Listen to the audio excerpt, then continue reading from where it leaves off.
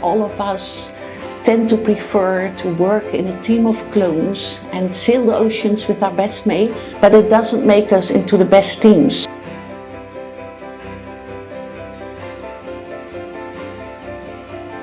When I decided to form an all-female crew for the 1989-90 Whitbread Round the World race, it was exactly what was needed to put a rocket up the backside of offshore racing and demand that women be given a seat at this table. Other all-female crews that have followed have played a huge part in helping us achieve what is needed in the sport: equity and diversity. But why is diversity on a team so important? I'm an organisational psychologist. I coach teams and individuals, leaders, to grow their impact in the world. A large part of it is getting to know each other, accepting each other's quirks, create each other's safe space and fearless organisation. Fearless organisation is an organisation where everybody feels free and supported to speak up. Because those sailing teams, they work in a VUCA world, volatile, uncertain, complex, ambitious. So in a very complex, unpredictable, ever-changing context. Organisational psychologist Anje-Marijcke implemented her strategies of running a fearless organisation in the 11th Hour Racing team, winners of the 2022-23 Ocean Race.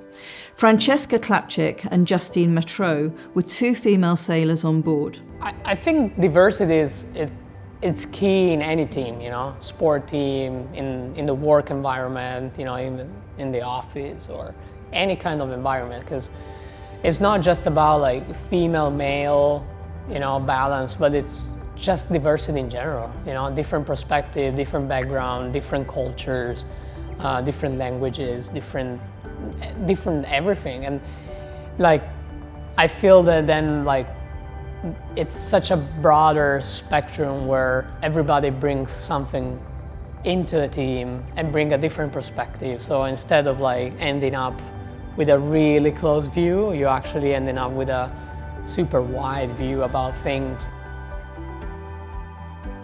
No, I think to me, I'm really not aware of my gender. I think I've been used also to sail in mixed team for a long time. I think we're all sailors just trying to push the boat hard, be the fastest, try to go on the good places, make the good decisions.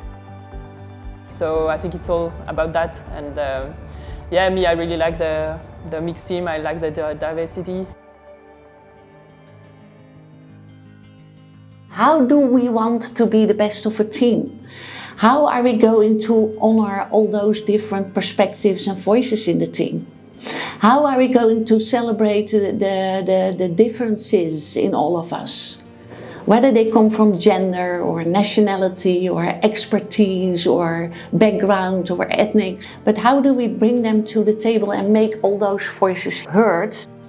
The upside of having a lot of diversity in a team, when you have different people in your team, it brings different perspectives. And as long as you are able to listen to those perspectives and value them and make them heard, you are able to create more complex solutions in this complex world.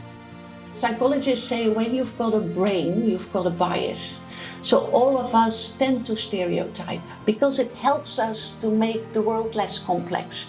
We kind of need it. But when we want to grow ourselves high-performing teams, we have to be aware that the stereotyping is also holding us back, because we love to sail the oceans in a team of clones. So we're always looking for people who think the same, perceive the same, behave the same, have the same humor, same background as us. And as long as we realize that that will make our perspective on the world small, we are able to go around stereotypes about males and females. Look for strength and perspectives. And I think that's key. When I'm on board, I just feel like another sailor, I know that they don't see me as like a weak point or, oh, Francesca is the female sailor on board. I'm just a sailor. We are going through the same challenges. Sometimes I have a bad day. Sometimes someone else has a bad day, and we just work together to lift each other up and keep pushing. Leading the way in putting diversity at the forefront of their agenda, the Ocean Race and SailGP rule changes have been instrumental in making quantifiable changes. Now it's up to other organisers to follow suit and help even the keel. In part 3, we look at how world-famous sailors balance motherhood with their career.